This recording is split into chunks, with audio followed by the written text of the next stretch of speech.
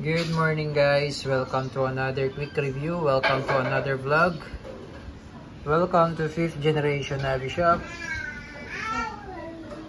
So magre-review tayo guys ngayon ng isang airsoft gun by Umarex.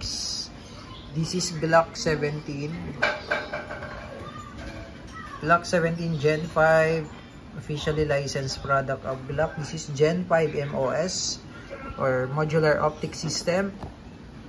Glock 17.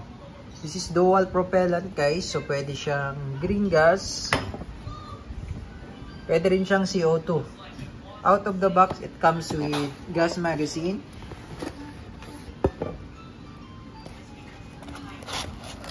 Ayan, ito po yung kanyang magazine. This is the gas magazine, pero compatible siya sa CO2 magazine.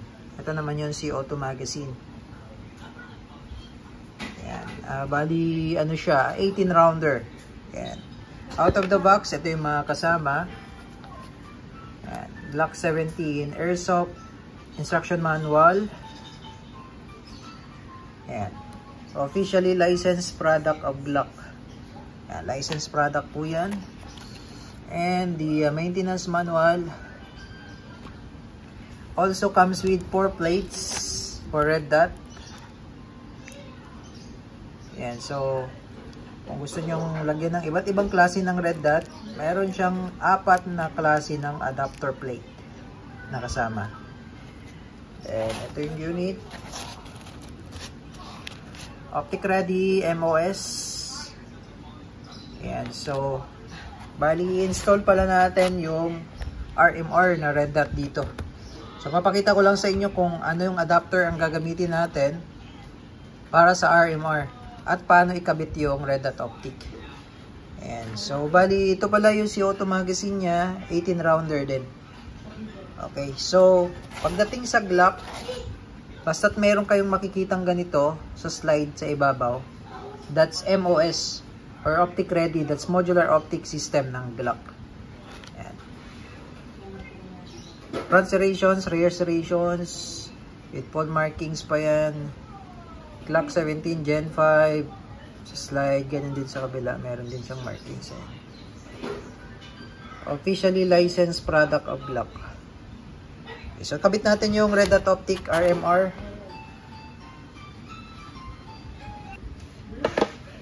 Okay, so ito po yung ating ikakabit. This is the RMR red dot optic.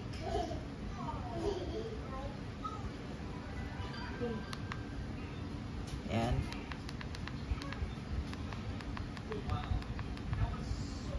Okay, so kakabit natin sa unit. Tatanggalin na natin yung pinaka-base niya, rail.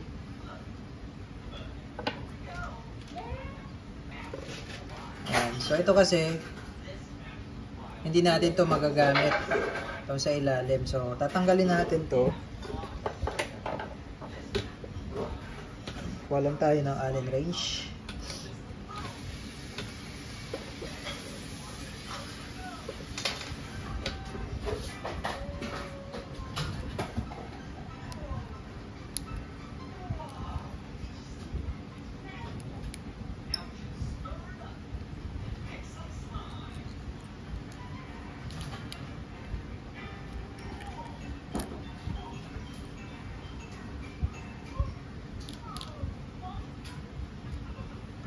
So, yun yung battery niya, CR2032 ang battery nito.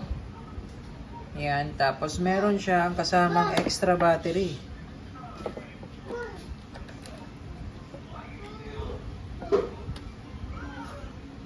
Okay, so ito yung dito natin ilalagay papatong yung plate. Tatanggalin natin to. Maliit na alin.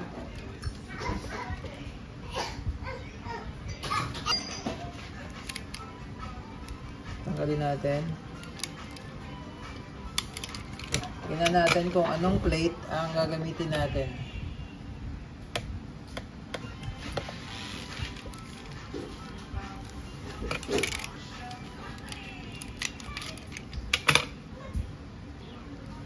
Ayan, so meron siyang 4 na plate dito.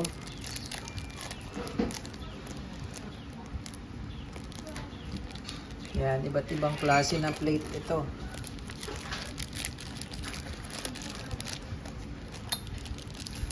Pwede kayong mag-install na iba't ibang klase ng red dot optic. RMR. May dalawang screw siya na kasama. As allen. So, titingnan natin kung ano yung magagamit nating plate para sa RMR.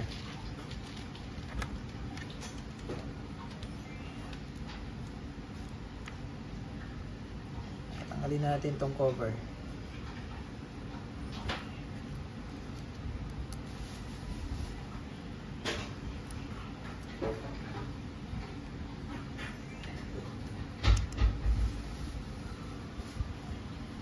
Once na matanggal nyo na yung dalawang screw, yan, matatanggal nyo na yung cover plate.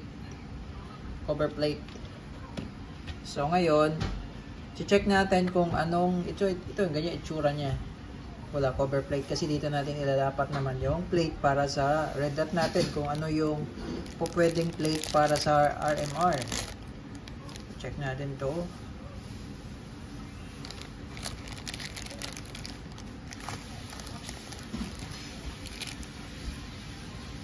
3.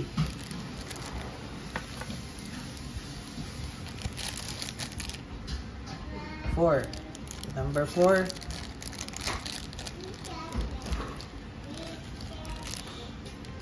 Number 1. Okay, so number 1. Ito yung number 2.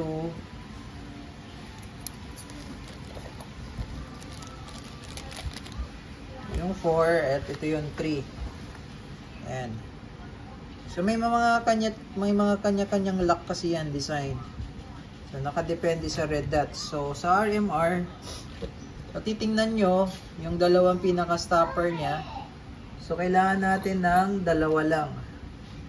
Ayan, makikita nyo naman dito. Pwede kasi dito yung Dr. Red Dot, RMR, Dr. May mga iba't ibang klase pa ng red dot eh.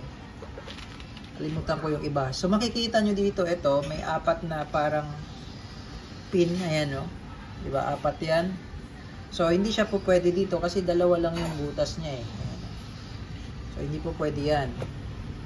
Ito naman, yung pin niya nasa gitna. So hindi rin siya po pwede kasi yung pin niya nasa gilid. Ito naman, yung pin niya ay nandito tsaka nandito. So, hindi rin siya po pwede kasi yung pin niya magkatapat. So, ang kakailanganin natin is the number 2. Ayan. The number 2 na plate. Check natin. Ayan. Lapat siya, di ba? So, ayan ang kakailanganin natin para sa RMR. So, ngayon, ilalagay lang natin tong plate dito. Ayan. Tapos, ibabalik natin yung screw. Pwede nyo itong lagyan ng, yung thread lock. Pwede kayo maglagay ng thread lock. Ayan, may nakikita kayo dito kayo. Yung blue lang, wag yung red. Ayan, may nakikita kayong blue. Ayan, thread lock yan. So, pwede nyo siyang lagyan ng thread lock para talaga hindi luluwag. Ayan, so nailagay na natin yung dalawang screw. Itong dalawang butas naman na to, para to dito. Ayan. Kasi may thread din yan eh, sa ilalim. Ayan. Ayan. Ayan. Para yan siya dyan.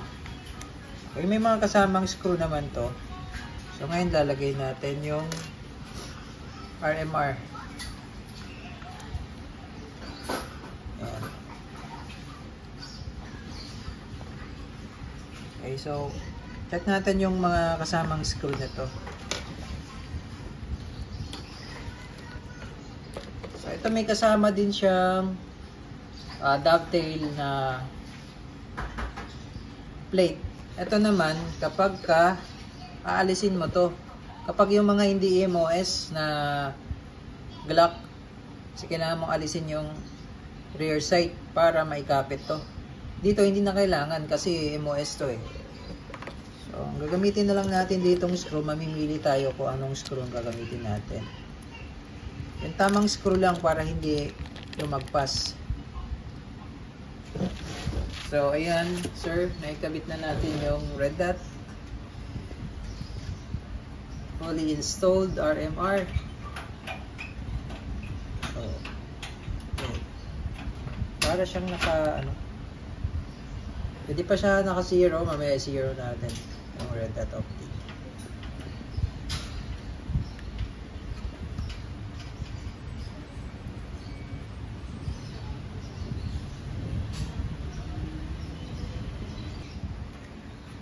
Diba? Pogi.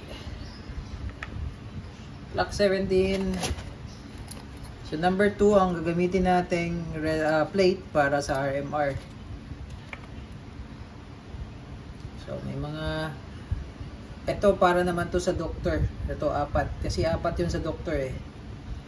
Tapos itong dalawa, not sure kung anong red dot to. So kung meron kang 4 na klaseng red dot, pwede to dito. So depende pa yung red dot na gagamitin mo. Check mo rin kung yung pasukan, yung butas na pinakita ko kanina, kung ganyan. No, sa doctor kasi 4 yun na butas eh, kabilaan. Sa RMR 2 lang sa harap. Okay, so testing natin pareho yung gas magazine tapos yung CO2 magazine. Load lang tayo.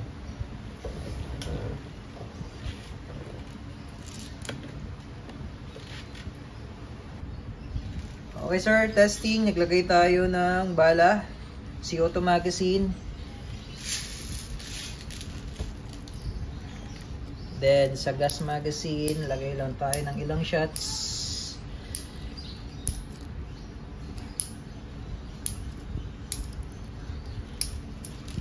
Yan. Load tayo ng gas. Inverted position. Ito pala sa gas magazine, kailangan nating alisin yung base pad. Ganon din sa CO2 mag. Yan. Tapos meron siyang Allen cap. So wala lang siyang kasama Allen wrench.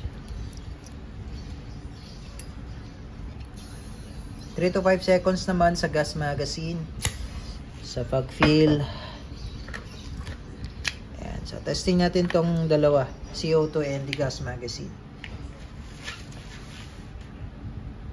Okay, sa CO2 magazine muna tayo. So, check natin yung red dot. Naka-zero na po yan.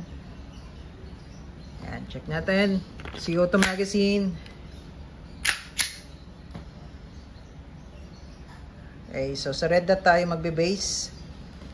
Medyo hinaan lang natin yung red dot. Medyo malakas. So, ito pala yung plus. Press mo lang yan up to level 4 ata to eh. 1, 2, 3, 4, 5, 6, 7, 8. Level 5. 1, 2, 3, 4, 5. 1. Kasi papakita ko lang no. Para 2, 3, 4, 5. 1, 2, 3, 4, 5.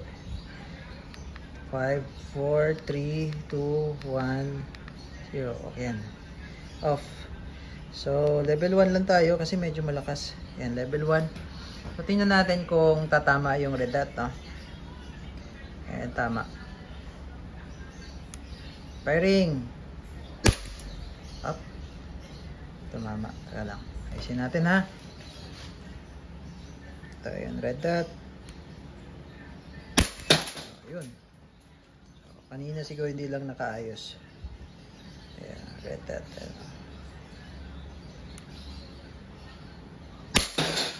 Diba? So, 0.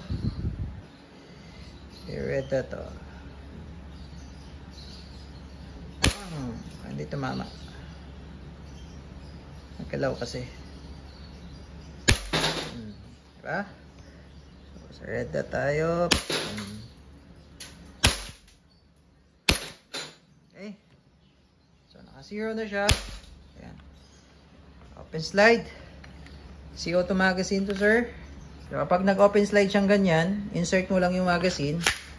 Then, tahan mo lang then release.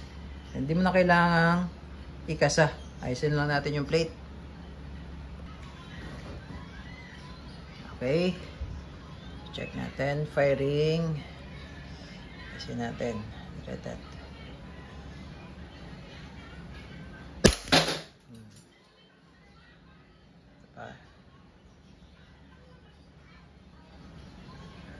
So, sa red dot na tayo magbe-base, hindi na sa iron sight kasi nagkabit tayo ng red dot optic. Yung ano natin, yung iron sight kasi natin, hindi siya naka, ano eh. Meron kasing iron sight na naka, mahaba siya. So, makikita, masisilip mo pa rin. Naka co-witness. Okay, ang tawag pala doon, co-witness sa red dot. Ito hindi kasi mas, yung rear sight natin maiksi. What I mean is yung rear sight, meron kasing rear sight or yung iron sight na mas mahaba. So, pag mahaba yung rear sight, naka-co-witness siya doon sa red dot.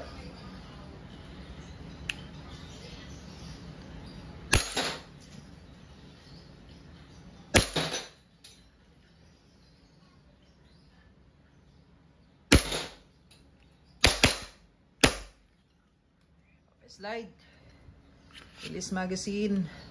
Tap the slide, release. Tapos pag i-off mo, yung minus button lang. Ayan. Okay. Hammer down, all goods. Glock 17 MOS. Airsoft pistol. Gen 5 by Umarex.